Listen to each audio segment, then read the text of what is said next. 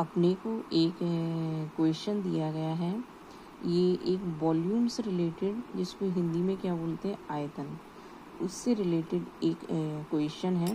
उसमें ये SSC CGL के क्वेश्चन है ये, ठीक है। ये टेंथ स्टैंडर्ड भी बोल सकते हो, मतलब हर किसी पेपर में ही आ सकता है ये क्वेश्चन ऐसे। तो इसमें क्या कहा गया है, what will be the number of bricks of 25 centimetre, 12.5 centimetre and 7.5 centimetre, ठीक है। ये अपने को क्या है, कोई ब्रिक दी गई है, उसका जो वॉल्यूम है, मतलब वॉल्यूम है वो कितना दिया गया है, मतलब एक ईंट है, एक ईंट देखो, जैसे ये है एक ईंट है, ये 25 सेंटीमीटर लंबी है, 12.5 सेंटीमीटर इसकी हाइट है एंड 7.5 सेंटीमीटर इसकी मोटाई है, ठीक है। तो ये एक वॉल्यूम, एक इसका ईंट का वॉल्यूम आ जाएगा ये।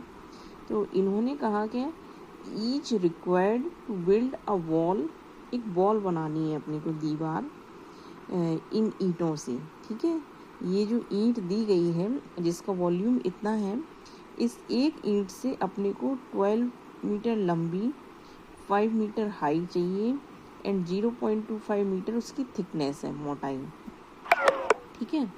अपने को एक दीवार बनानी है। इन्होंने कहा है कि इसमें जो रेत और जो सीमेंट है वो, उसको अगर इनके बीच में भरेंगे तो 5% तो वो ले लेगा, इस पूरी दीवार का जो वॉल्यूम है, मतलब वो 5% वो ऑब्जर्व कर लेगा। तो 5% ऑब्जर्व कर लेगा तो ये ईंट के लिए कितनी जगह बचेगी, 95%। देखो ये है 12 मीटर, 5 मीटर, 0.25 मीटर का 95% बचेगा वॉल्यूम, जिसमें अपने को ये जो इसकी जो ईंट की जो लंबाई, चौड़ाई, ऊंचाई दी गई है उसमें ये बिछाना है, ठीक है।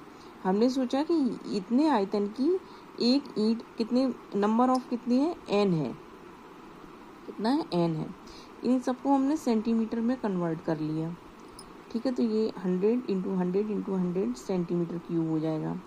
हमें ये पता है कि ये तो एक ईंट का आयतन है, हमने मान लिया कि जो इतनी n नंबर की ईंट्स हैं जो इतने में बिछाना है अपने को। तो n की वैल्यू कितनी आ जाएगी, यहाँ से इन सबको कट करोगे, ये जो है ना, ये चीज़ हमने यहाँ लिख दी है, ये 100 से 100 कट गया क्योंकि पॉइंट नीचे आया, ये पॉइंट कट गया तो 100 हो गया, ये 100 से 100 ये कट गया, ठीक है। अब ये बचा कितना, 12 इंटू 5 इंटू 25 इंटू 95 इंटू 100, ठीक है। तो n की वैल्यू यहाँ से फाइंड कर लेंगे, तो ये कितनी आ जाएगी, 6180 नंबर ऑफ ब्रिक्स।